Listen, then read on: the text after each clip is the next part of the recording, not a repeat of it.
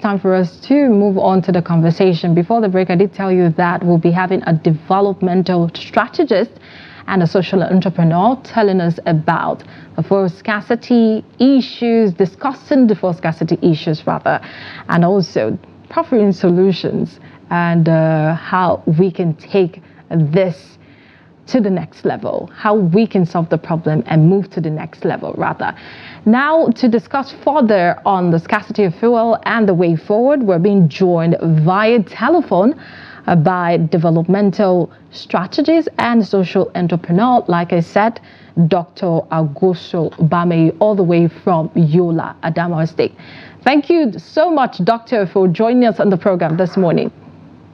Well, thank you for having me, and good morning to Nigerians. It's always a pleasure, Doctor. Now, we're back to where we started, you know, the fuel scarcity and everything we have to go through every time this fuel scarcity resurfaces in Nigeria. It seems when it started, it was just Abuja and then 2-3 other states, but it seems that the problem keeps growing and other states are now affected even more than we counted last week. Doctor, why are we here again? Can you give us a sense of why we're here? Well, there are specifics that are particular to this instant, to why we're here now. But generally speaking, we're in this situation with fuel, with security and other situations and other problems across Nigeria that we're faced with at the same time, because we mismanaged our opportunities as a country. We didn't organize ourselves well, and we had leadership that didn't see beyond its nose for a very long time. I mean, it's difficult to understand the situation we are in now, that in a lifetime, the naira was stronger than the dollar. I mean, you gave $2 to get 1 naira, and today you give over 1,000 naira to get $1 in a lifetime, in one lifetime, not a century, one lifetime. And yet there are countries who are petroleum producers like Nigeria, who for the past 40-50 years have been able to maintain the same exchange rate for their local currency and the dollar, because they did the things that were necessary and protected their currency, and so they can afford to give their citizens a good life.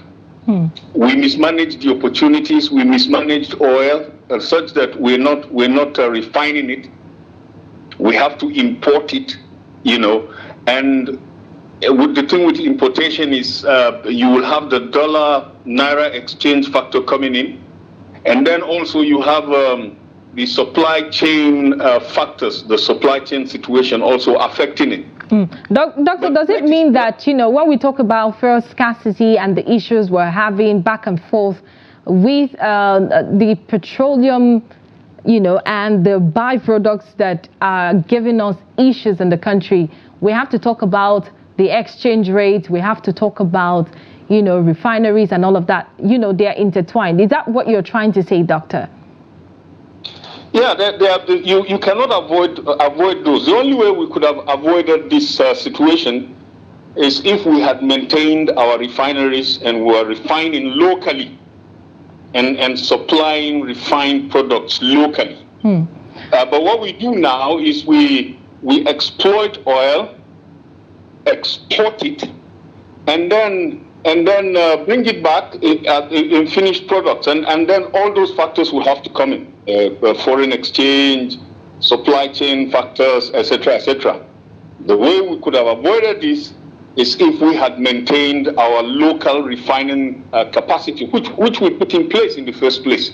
And what happens in other countries is that they go on to maintain that and they add to it and they strengthen themselves. Unfortunately, we lost our refining capacity along the way, and today we suffer as if we are not an oil-producing country. Okay, Doctor, you've pointed out arrays of problems why we're here. And of course, these problems they have happened, and it seems that the solution now rests so much in the hands of the government, which of course you have a point that some of the leaders do not see past their nose when making decisions. Now, how can we overturn the mistakes that we have made and look for a way forward to get out of this? Because this is posing as a threat to the economy, is posing as a threat to the nation moving forward. What can we do? What can the leaders do at this point in time? I agree with you. The challenges we are faced with as a country right now pose an existential threat to the country. I mean, we cannot go on like this indefinitely. Something will have to give, and will have to give in a very bad way. So, to avoid a situation, the scenario where we have far more problems than we have right now in the country, we have to turn things around. A lot has to do with government policies, and most importantly, the implementation of those policies. And where we have problems with implementation, and I'm saying implementation because most of the time, the people who come to government, their sound bites and their body movements, the things they say, sound right. And economists will analyze those things and tell you that they are saying the right things and all that. But the implementation has always not been right. There has always been sabotage by people who are, given the powers to implement these policies. And when I say sabotage, I'm talking about corruption. Corruption is the worst form of sabotage. If you meet such people, they would tell you that they are not saboteurs. They feel they are not out to deliberately, destroy the country. That they just want to feather their nests, have a share of the national cake, as they say. But in reality, it's sabotage. It's sabotaging the country in all fronts. So Nigeria is not bereft of good policies and good programs, but it is bereft of a proper execution, consistent execution, truthful execution, and so it's going to take a lot of political will. There has to be the political will by our leaders at the national level, the state level, and also the local government levels to do what is right. And it will not be popular. It will not be popular because corruption has become so endemic that when you begin to fight it, corruption will come out to fight you. I'm saying if we are able to overcome corruption and execute our policies properly that we have on ground, and then all these sufferings, or rather most of these sufferings that we suffer will not be there. It will be unnecessary. And the government can then be able to give the citizens a higher living standard. I am excited by what EFCC is doing. I mean, when the FCC boss came out and said that there will be no sacred cows, a lot of us stood by the side and said, okay, we hear you. Let's see what you will do. So far, he's acting well. A lot more needs to be done. But the truth of the matter is we cannot overcome recurrent fuel scarcity, the prices of petroleum products going up and down, almost at the will of the marketers, the security challenges that we have. We will not overcome this if we are not able to deal a deadly blow on corruption. Of course, it will be difficult to completely eradicate corruption, but we can reduce it so drastically that it has no bearing on government and administration and the deliverance of the benefits of democracy to the people. So that has to be done. Because a lot of what is going on is speculation, and the people are speculating, okay, the price will go up, so let's hide the goods, let's hoard the petroleum product, waiting for maybe next week the price will go up so they can bring it and make instant gains, and all that. And people are not willing to do the things that are necessary because they are no longer considering the good of the ordinary citizens. People are just thinking about their bottom line. They're just thinking about their pockets. They're just thinking about personal gain and personal profit. That collective feeling for what is good, for what is right, is largely absent in business dealings in Nigeria. And so we have this situation right now where there is no petroleum across the country. NNPC will tell you that there's enough petroleum on ground, and that has been supplied to the marketers. But you travel around, you don't find it. Where you find it, it's so expensive. You know, I'm out of my base actually. I've been traveling and holding various programs here and there, and within a day, I have seen that where I would put I'll put fuel of 20,000 to be able to go and come back, I've had to raise it up to 35,000 to be able to do the same thing. And the price of fuel ties into everything in the country, everything. Okay, so Doctor, now that you've mentioned about NNPCL talking about this fuel, this supply, it can go around and all of that. On the other hand, we have the Independent Petroleum Marketers of Association of Nigeria, IPMAN, that is saying that, you know, there's a problem with the supply chain. We have a problem with, you know, this and that. So there's always a conflicting statement when recurrent issues like fuel scarcity, for instance, happen in Nigeria. What's your take on this development? I agree with NNPC when it says there's enough fuel on ground. I also agree with the Independent Marketers Association when they say there are problems with supply chain. So you are sitting on the fence on this one? No, I'm not sitting on the fence. What I'm saying is that the fuel is there, but to move it from one point to the point where the people need it and to supply it at the agreed price and all that is difficult simply because self-interest and corruption has come in, you know. So those people who are supposed to do the right things will not do it until they get this or they get that. And then on the part of the local suppliers, there's speculation going on. The feeling is the price will go up, so let's hoard it and all that. So the available petrol that is there sufficient to supply the country for reasons of corruption, for reasons of selfishness, and also the speculation that I talked about, has not been made available in the fuel stations, and so the ordinary people are suffering. So that's where we are right now. So how can we solve the problem? Because from everything that you've said and from some of the things that Nigerians have pointed to, the activities of middlemen make all of this very difficult for Nigerians, for the suppliers, for even NNPCL, who is making this product available but not getting to the people that needs it. What are the measures that we can put in place to make sure that, you know, this doesn't happen, the hoarding, the hiding of petrol and all that, waiting for price to go up so they can sell and amass a lot of profit? How can we solve this issue? I think the government has to intervene. I mean, we always talk about the government. We will, because they have the power. They have the power to do that. And they can do it in a controlled manner. If the citizens intervene, it's going to get out of hand and become chaos across the country. So the government has to intervene. The government has to intervene in several ways. And I would suggest that the government finds a way of directly supplying this fuel to the ordinary marketers. And then insisting that the enforcing that this fuel is sold to the people, that it's not hoarded. The government has to find a way of getting out there and raiding these places that they hoard the fuel. We know where they hoard them. I mean, a lot of them, the fuel is already in the filling station. It's in the underground tanks. It's there already. We know where the tankers gather and don't get to the filling stations to supply the filling stations. All these things are known. It's done in the open. And so they can be raided. They can be dealt with.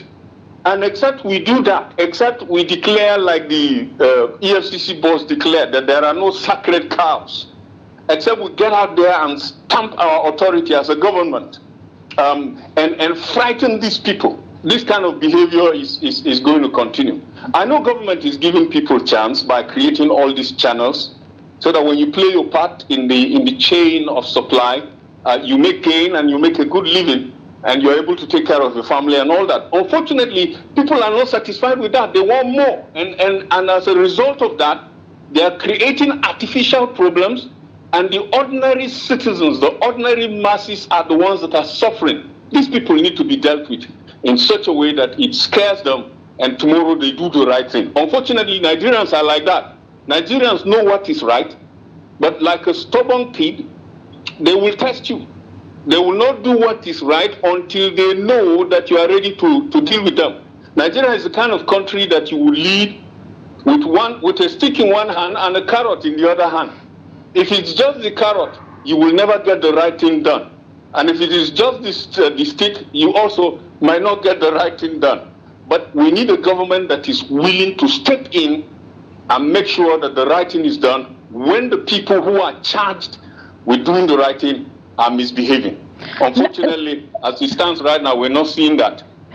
Now, the petroleum marketers are saying that it would take us maybe like 10 days for us to be able to get out of this situation. Do you think that's too long? Do you think that something can be done before these 10 days? Because when you put it out there and you say Nigerians have to wait 10 days, they're going to go to the fuel station and stay 2, 3, 4 hours before they get fuel, or probably have to manage the black market for some time. It's a lot. It takes a toll on your emotions. What can be done? What can we do differently to avert this situation? Well, 10 days is a lifetime. Actually, anything can happen within 10 days. Exactly. I mean, anything can happen in an hour. Exactly. So to ask Nigerians to continue to endure this difficulty and this suffering for the next 10 days before everything resolves itself and return to normal, we're asking Nigerians a lot. Mm-hmm. And I agree with again, let me say, what they are saying, what the Independent Petroleum Association is saying, is that given the way things are, and if we are to follow due process and do what is proper, it's going to take 10 days for these things to be cleared. Now, that brings me back to what I said earlier. The government is in place to solve problems. The government only the government can step in there and override some of these processes and push things through, that in a day or 2 days, we return to the normal thing and we have sufficient supply. I don't think the government should be sitting back and watching things happening like this and ordinary Nigerians continue to suffer. Well, we have suffered a lot. Nigerians have suffered a lot. I mean, I know a lot of Nigerians, people in my hometown, people I work with, people all around, who have aged so badly in the past 5 to 8 years that it wouldn't have happened if things had happened normally in the country.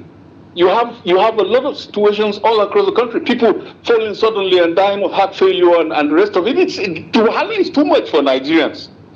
Government needs to step in, not only in this situation, but in any artificially created situation in the country, and deal with it so drastically that it will put fear in those who are involved with these processes, that they would know if they do these sort of things again, the government would step in. If they lose and Nigerians gain, then they would be willing to share in the gain by doing the right thing so that they gain and Nigerians gain. Right now it is them that are gaining and Nigerians are suffering, and government is just standing by the side and watching.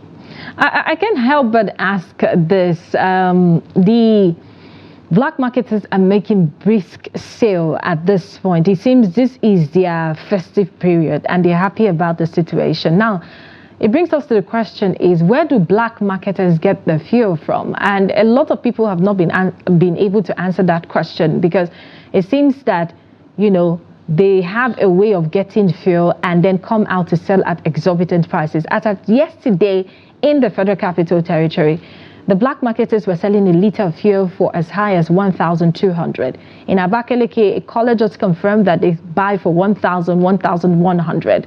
And in Katsina, a caller confirmed that black marketers also sell at exorbitant prices. I think about that place is one of the cheapest I've heard so far. It's about 750, 800. Now, what do we do about the activities of black marketers every time this situation comes up, taking advantage of the situation and making Nigerians pay double or triple for what they necessarily would have gotten at a cheaper rate? Black marketers, it's not a mystery where they get their fuel from. They get their fuel from registered petroleum stations. Interesting. That have received the fuel at regular prices. These are the people who are holding it, and they give it to them. They give it to them in the night. I went out recently in the night, in the dead of the night, just to drive around and see what was going on, and all the fuel stations were closed, but they were supplying petrol to people with jerry cans. You have to see a long line of jerry cans. And let me add here that there was security patrols going around, because I met a couple of police vans and all that. And yet they didn't stop it. They didn't stop it.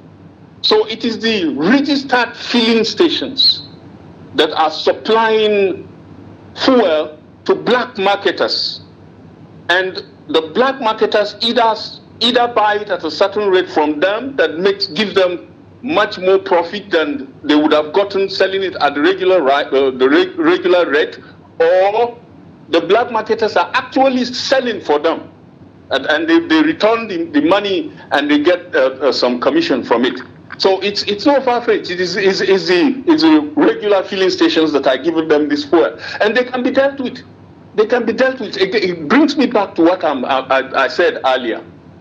The government has to step in, whether at the local level, or the state level, or the national level. It would be easier if it is at the national level. So what can we do as individuals? Because we are running out of time. I just wanted to chip in. What can individuals do as Nigerians? What can we do? Because yes, the government has a larger work to do. They have a lot of work to do. But as citizens, I, for one person, feel very, very, bad when I feel like I can do something, I cannot do anything. But that little contribution that we can actually chip in goes a long way to make us feel like we're doing something for our country, trying to give a solution to a problem. What can we do as Nigerians? We can keep on talking and making noise like we're doing. That's one way we can do that. Make it uncomfortable for those who are involved. Make noise. Let them know you know what they're doing. Let them know you're not happy about what they're doing. Because if we just keep quiet and just sit back, they're going to continue to take us for granted. They've been taking us for granted for a long time. They're going to continue to do that. So make a lot of noise. And where you can take actions without taking the law into your hands, we should organize ourselves and take action. There's nothing wrong with that, as long as we do not take the law into our hands. And when I talk about taking the law into our hands, I'm talking about burning fuel stations or beating up people and all that. But why not picket filling stations? That can be done. Citizens can organize themselves, form a chain around the filling station through the night, so they don't sell it at night and they don't also sell it during the day. Let them lose business for a day or two. They would start behaving, and then we can also prevail on our representatives and those who are in government on our behalf to also take action from that angle. And again, that's the best action that can be taken. When the government steps in, then a lot can be done in an orderly manner to return the situation back to normal. When citizens step in, it may get out of hand and become because you can picket a filling station. The man may have a lot of connections, so he goes over the head of the local government and to the state government, and police are brought in from the state capital, and they come and scatter people. Before you know it, it gets out of hand and it becomes a problem. But if it is the government that is doing that, and nobody will take that kind of action. That's why I always say the government should step in and for once solve this problem for Nigerians. Let Nigerians feel and know that they have a government. That's a beautiful way to end this conversation this morning. Thank you very, very much, Dr. Agoso Bamaiyi, for being our guest on the program this morning. Have a wonderful day. Thank you for having me. Thank you for being our guest again. And that was Dr. Agoso Bamaiyi. He is a developmental strategist and a social entrepreneur, speaking about the issues of scarcity and the way forward. If you missed the conversation, do well to go back to our YouTube page and YouTube rather, and watch again. All right, recommend to friends, and of course subscribe to our YouTube channel. Very, very important. Follow us across all our social media platforms. And that's how we end the conversation on the discussion segment of Daybreak this morning. Do not go anywhere, because when we come back, we'll be taking a look at front pages of some selected national dailies and see what the mood of the country is. These papers just have a way of telling us what the mood of the country is. Do not go anywhere. We'll be right back.